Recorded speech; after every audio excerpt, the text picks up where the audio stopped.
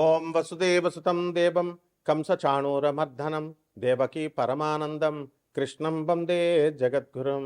ఓం శ్రీ రాధాకృష్ణాభ్యాం నమ. ఓం కృష్ణం వందే జగద్గురుం, అర్జునం వందే జగదేకవీరం. మనకి చాలామందికి ఏమండి, నేను సాఫ్ట్వేర్ ఇంజనీర్గా ఉద్యోగం చేస్తున్నాను, నా ఉద్యోగంలో ఎదుగుదల లేదు, నా ఉద్యోగం లే ఆఫ్ల వల్ల ఊడిపోయిందండి గురుగారు, ఏం చేయాలండి, నాకు కొత్త ఉద్యోగం వస్తుందా రాదా అండి, ఇదొక బాధ. అలాగే కొంతమంది ఏమండి, ప్రైవేట్ ఉద్యోగాలు చేస్తున్నామండి ఎన్నో సంవత్సరాల నుంచి, అక్కడ మాకు ఎదుగుదల ఉండట్లేదు. కార్పొరేట్ హాస్పిటల్స్లో చేస్తున్న డాక్టర్స్ మాకు టార్గెట్ 3 కోట్లని ఉంటుంది, అన్ని టెస్టులు రాయలేక మేము అక్కడ ఆత్మని చంపుకోలేక ఆ టార్గెట్ పూర్తి చేయలేక మా జాబులు పోయినాయి, మళ్ళీ కొత్త జాబ్ వస్తుందా రాదా, ఇలా అనమాట. అలాగే చాలామందికి ఏమండి, పెళ్ళి అయ్యేదాకా పెళ్ళి అవ్వలేదండి అన్నారండి. పెళ్ళి మాకు 10 ఏళ్ళైనా మాకు చాలా దగ్గరకు వచ్చి పోతున్నాయండి సంబంధాలు. తర్వాత మనకి ఈ మ్యారేజెస్ ఎక్కువ కట్నాలు అడుగుతున్నారండి, ఇట్లా రకరకాలు అడుగుతూ ఉంటారు. సో దీనికి మనకి ఎట్టి పరిస్థితుల్లో మ్యారేజ్ అయిన తర్వాత ఏమో సంతానం పుట్టట్లేదండి. 11 ఏళ్ళు అయిందండి, ఇప్పుడు పుట్టరండి. పోనే సంతానం పుట్టిన వాళ్ళకేమో వాళ్ళు ఏమంటారంటే, ఏమంటే మా పిల్లలు చెప్పిన మాట వింటలేదండి, మేము ఎంతో కష్టపడి డొనేషన్ ఇప్పించి ఇంజనీరింగ్లోనూ మెడిసిన్లోనూ చేర్పించాము, కానీ ఆ పిల్లలు చదవకుండా తల్లిదండ్రులు మమ్మల్ని తిట్టడాలు, అవసరమైతే కొట్టడాలు కూడా చేస్తున్నారు. ఎగ్జామ్స్ రాయమంటే కొంచెం సైకిక్గా బిహేవ్ చేయడం అనేటటువంటిది జరుగుతుంది.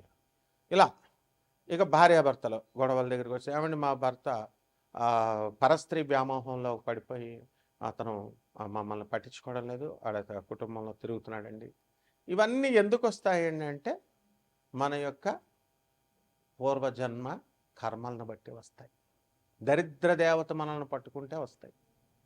అంటే మనం ఉద్యోగాలు, మంచి బ్రహ్మాండమైనటువంటి ఐశ్వర్యాలు, వ్యాపారాలు బ్రహ్మాండంగా ఉన్న సమయాల్లో మనం ఎవరికైనా దాన ధర్మాలు చేస్తామా? చెయ్యం. అంటే 10 రూపాయలు చేసేసి నేను దానం చేసేసానండి అని చాలామంది చెప్తారు. అది మామూలు పేదవాడు కూడా చేస్తాడు, 10 రూపాయలు 100 రూపాయల దానాలు. అవి కాదు, ప్రపోర్షనేట్గా చేయాలి, నీ తాహతకు తగ్గట్టుగా చేయాలి. అండ్ ఈ నారో మైండెడ్నెస్ ఉండకూడదు, బ్రాడ్ అవుట్లుక్ ఉండాలి. బ్రాడ్ అవుట్లుక్ ఉన్నప్పుడు నువ్వు చేసేటటువంటిది నీకు సక్సెస్ అవుతుందన్నమాట. అప్పుడు మాత్రమే ఈ యొక్క దరిద్ర దేవత నిన్ను కబళించదు. ఏమండి, జ్యోతిష్కులు చెప్పినటువంటి రెమెడీస్ అన్నీ కూడా మేము చేసేసామండి, చాలామంది దగ్గర చూపించుకున్నాను, వాళ్ళు ఏమైనా మీకు జాబులు ఇస్తారా, లేదా వాళ్ళు చేసేసే రెమెడీస్ ఏమైనా వాళ్ళు ఏమైనా దేవుళ్ళే మీకు ఇలాగ చేసేగానే, యజ్ఞం చేసేగానే వాళ్ళు ఏమైనా విశ్వామిత్ర మహర్షులా, వశిష్ఠ మహర్షులా, ఇలాగ హోమాలు చేసేగానే మీకు సక్సెస్ అయిపోవడానికి? వాళ్ళకే దిక్కు దివాణం లేదు, మీకేం చేస్తారు? అండ్ ఏం చెప్తారు, అన్ని యజ్ఞాలతో 5వ క్లాస్ కూడా చదవలేదు ఒకడు అందులో.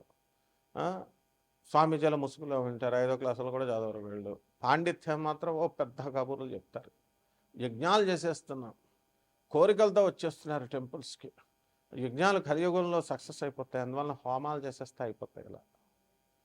ఇలా మనకి చేయడం వల్ల మనకి ఈ యొక్క కర్మలు అనేటటువంటివి ఎక్కువగా పోగుపడడం వల్ల మనం, అందుకనే కామ క్రోధ లోభ మోహ మద మాత్సర్యాలన్నారు, లోభం ఉండకూడదన్నారు.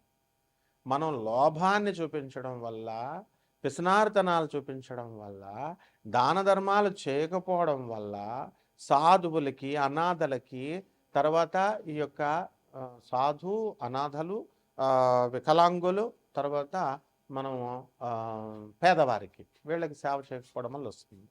ఇప్పుడు చూడండి, ఉదాహరణకి అక్షయ తృతీయ రోజున ఈ వస్తువు కొంటే కోటీశ్వరులు అని పెట్టారనుకోండి, 1,00,000 మంది వస్తారు. అక్షయ తృతీయ రోజున ఈ దానాలు చేయాలంటే 10 మంది కూడా చూడలేదు. అంటే మంచి చెప్తే చూడరు, మీకు కోట్లు వస్తాయి, లక్షలు వస్తాయి, ఎంతమంది మీకు ఇవి వస్తాయి, మిమ్మల్ని ఇంతమంది అమ్మాయిలు అభిమానిస్తారు, మీ వెనక పడతారంటే చూస్తారు. సత్యం ప్రాక్టికాలిటీగా మనం చెప్తే, నేను చెప్తుంటే ఎక్కదు. అండ్ నెక్స్ట్ ఇంకోటి ఏంటంటే, ఇది కోటాను కోట్ల మందికి కామన్ ప్లాట్ఫారం మీద చెప్పబడేటటువంటి జ్యోతిష్యం. ఇది మీ వ్యక్తిగత జాతకాలను బట్టి చూసినప్పుడు తెలుస్తుంది, వరల్డ్ అంతా తెలుసు. నేను ఎట్టి పరిస్థితుల్లో కూడా మేము కమర్షియల్ కాదు, నాన్ కమర్షియల్ అని తెలుసు.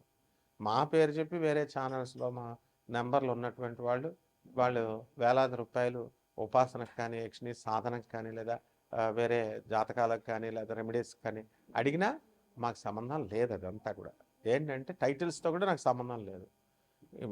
కేవలం మీకు మంచి మార్గాన్ని జగద్గురువుల్ని చూపించడం వరకు నా బాధ్యత. జగద్గురువైనటువంటి వివేకానందుడు, జగద్గురువైనటువంటి రామకృష్ణ పరమహంస యోగానందుల వారు, ప్రభాత్ రంజన్ సర్కార్ అంటే ఆయనే ఆనందమూర్తి గారు, రమణ మహర్షి, ఆ తర్వాత ఆదిశంకరులు, రామానుజాచార్యులు, ఇటువంటి వాళ్ళు చెప్పినటువంటి పద్ధతుల్లో కనుక మీరు వెళ్తే డెఫినెట్గా దరిద్ర దేవత మిమ్మల్ని పట్టుకోదు. మీకు ఏమవుతుందంటే ఇప్పుడు ఈ యొక్క గ్రహస్థితిని, ఈరోజు గ్రహస్థితిని మనం తీసుకున్నప్పుడు కుజ, బుధ, శని వక్రించి మీనరాశుల్లో ఉన్నారు. ఆ తర్వాత కుజుడు మనకి 19వ తేదీ ఏప్రిల్ నెలన మనకి శుక్రుడు వృషభ రాశిలోకి వెళ్తున్నాడు. కుజుడు 2/4/2026 సంవత్సరం నుంచి మనకి ఈ యొక్క మీనరాశిలోకి ఎంటర్ అవుతున్నాడు.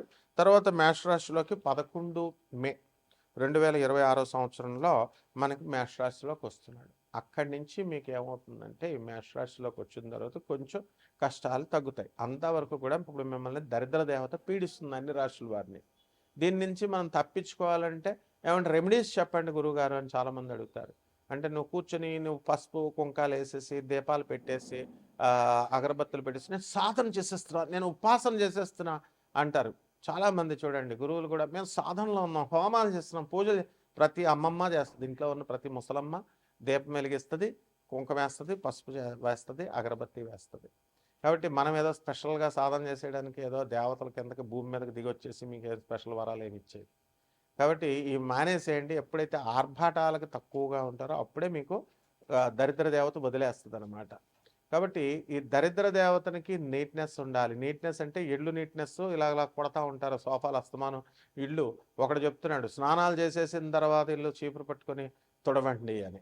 అంత ఇది అవసరం లేదమ్మా, స్నానాలు చేయకముందు తుడవచ్చు, తర్వాత స్నానాలు చేసేయచ్చు. మరీ చదస్తంగా వీడేదో ఇచ్చేసేటట్లు డబ్బులు, వీడేదో సమస్యలందరికీ పరిష్కారం చేసేటట్లు నాన్ సెన్స్ బోధించొద్దు. Be very practical. సో అలా మీ మనసుల్లో ఉన్నటువంటి కుళ్ళు, కపటం, కల్మషాలు ఇవన్నీ కూడా తీసేసినప్పుడు తప్పకుండా దరిద్ర దేవత వెళ్ళిపోతుంది. అంతేగాని మనం ఉపాసనలు, మంత్రజపాలు, రెమెడీస్, దానాలు ఇవి చేసేస్తే మీ జాతకం మారుతుందంటే కిలోంపావు దానాలు నేనే చేయమని చెప్తున్నాను. ఏం చెప్తాం? మా పూర్వీకుల నుంచి మా పాత పంతులు గారులు చెప్పేదే నేను చెప్పాలి, మా గురువులు చెప్పేదే. కాబట్టి ఒక లారీ ఇంకో పావు లారీ దానం చేసేవాళ్ళు ఉన్నారు, జాతకాలు నిజంగా మారుతాయంటే. ఇవన్నీ కూడా ద్వాదశ రాశులను బట్టి ఒక్కొక్క రాశి వారికి ఏ విధంగా ఉంటుందో నేను చెప్తాను. నేను చెప్పినట్టే జరుగుద్ది మీ భవిష్యత్తు, ఇంక అందులో డౌట్ లేదు. ఎందుకంటే ఐఎమ్ వెరీ ట్రాన్స్పరెంట్ అనమాట. చూద్దాం ఒక్కొక్క రాశి వారికి ఎలా ఉంటుందో. కర్కాటక రాశి, ఈ కర్కాటక రాశి వారికి అందరికీ కూడా మనకి అష్టమంలో రాహుగ్రహం ఉన్నాడు. అలాగే ఈ కర్కాటక రాశి వారికి అందరికీ కూడా శుక్రుడు 14/5/2026 సంవత్సరం నుంచి మిథున రాశిలోకి వచ్చిన కారణంగా కర్కాటక రాశి వారందరూ కూడా ఇల్లు కట్టడానికి ప్రయత్నిస్తారు, స్థలాలు కొనడానికి ప్రయత్నిస్తారు. అదేవిధంగా వీరంతా కూడా ఈ ఆదాయాలు, వెహికల్స్ ఇవన్నీ కూడా పెంచుకొని వెహికల్స్ ఉన్న వెహికల్స్ ఉన్నటువంటి వాళ్ళు వాహన యోగాలను ఇంప్రూవ్ చేసుకునే విధంగా ప్రయత్నిస్తారు. అయితే ఈ కర్కాటక రాశి వారికి అందరికీ కూడా మనకి ఒక పని ఒకసారి చేస్తే అవ్వదు, 2-3 సార్లు ట్రై చేయాల్సినటువంటి అవసరం ఎంతైనా ఉంది కర్కాటక రాశి వాడికి. అలాగే ఈ వ్యయములో ఉన్నటువంటి గురుగ్రహ ప్రభావం వలన 2 జూన్ 2026 సంవత్సరం వరకు కూడా మీరు ఎవరికి షూరిటీలు సంతకాలు పెట్టడానికి మీరు ఇవన్నీ కూడా సాహసించకూడదు. ఎంత తెలిసిన వాళ్ళైనా, ఎంత బంధువులైనా, ఎంత స్నేహితులైనా సరే మీరు ఎట్టి పరిస్థితుల్లో వాళ్ళకి పెట్టకూడదు అనమాట. అలా పెట్టడం వల్ల మీరు షూరిటీలు, సెక్యూరిటీలు పెట్టడం వల్ల మీరు ఇరుక్కునేటటువంటి అవకాశాలు అధికంగా ఉన్నాయి. అలాగే ఈ కర్కాటక రాశి వారికి మనం హేమంత్ అనేటటువంటి వాడు చూడండి, అతను మంగిలి కేసులో మరి అతను మెయిన్ క్రిమినల్గా, నిందితుడిగా, క్రైమ్ చేసినటువంటి వాడిగా ఇరుక్కున్నాడు. క్రైమ్ చేశాడు కూడా అతను. కాబట్టి ఆ విధంగా ఈ యొక్క కర్కాటక రాశిలో మీరు చేసినా చేయకపోయినా కోర్టుల చుట్టూ తిరుగుతున్నాడా లేదా, జైలుకి వెళ్ళడా లేదా, అట్లా అనమాట. సో ఈ రకంగా మీరు చెడు స్నేహాలు కనుక చేసినట్లయితే తప్పకుండా ఇరుక్కునేటటువంటి అవకాశాలు అధికంగా ఉన్నాయి. అలాగే ఈ యొక్క రైతుల దగ్గరికి వచ్చేసరికి రైతులు చాలా విపరీతంగా కష్టపడతారు, ఇంకా ఎక్కువ కష్టపడాల్సినటువంటి అవసరం ఉంది. మీరు వేసినటువంటి ఈ యొక్క పంటలన్నీ కూడా మీకు చేతికి రావన్నమాట సరిగ్గా. అప్పులు, మీరు చేసినటువంటి అప్పులు ఏవైతే ఉన్నాయో ఆ అప్పులన్నీ కూడా తీరవు. కోల్డ్ స్టోరేజ్లు, ఆ తర్వాత ఇలాంటి వ్యాపారాలు చేసేటటువంటి వాళ్ళు, వ్యవసాయం ఫర్టిలైజర్స్, వ్యవసాయ షాపులు, ఎరువులు ఇలాంటి సప్లై చేసేటటువంటి వాళ్ళందరూ కూడా అంతగా మూమెంట్ ఉండదు. సిమెంట్ వ్యాపారాలు, ఇనప వ్యాపారాలు ఇలా చేసేటటువంటి వాళ్ళందరూ కూడా బ్రహ్మాండంగా మీరంతా కూడా ముందుకెళ్తారు. అలాగే పల్లెటూరులో వృత్తులు, వ్యాపారాలు, అన్ని రకాల వ్యాపారాలు కూడా సక్సెస్ఫుల్గా ఉంటాయి. అలాగే వివాహాలు కావాలని చేసుకునేటటువంటి వాళ్ళు కట్నాలు ఇవ్వద్దు, కట్నాలు తీసుకోవద్దు. ఈ రకంగా మీరు చేసినట్లయితే వివాహాలు అవుతాయి. అలా కాకుండా దురాశగా మీరు కట్నాల కోసం వెళ్తే అవ్వవు.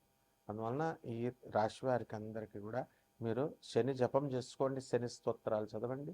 శనికి కిలోంపావు నల్ల నువ్వులు, నల్లని వస్త్రాన్ని పేద బ్రాహ్మణులకి శనివారం నడుపున 8 గంటలకు దానం చేసుకోండి. అలాగే ఆంజనేయ స్వామి వారి యొక్క ఆరాధన, శ్రీ వెంకటేశ్వర స్వామి వారి యొక్క ఆరాధన, జమ్మి చెట్టు కానీ రావి చెట్టు కానీ నీళ్లు పోసి ప్రదక్షిణాలు చేసుకుంటూ ఓం శనేశ్వరాయ నమః అంటూ చేసుకుంటే బ్రహ్మాండంగా ఉంటుంది. శుభమస్తు.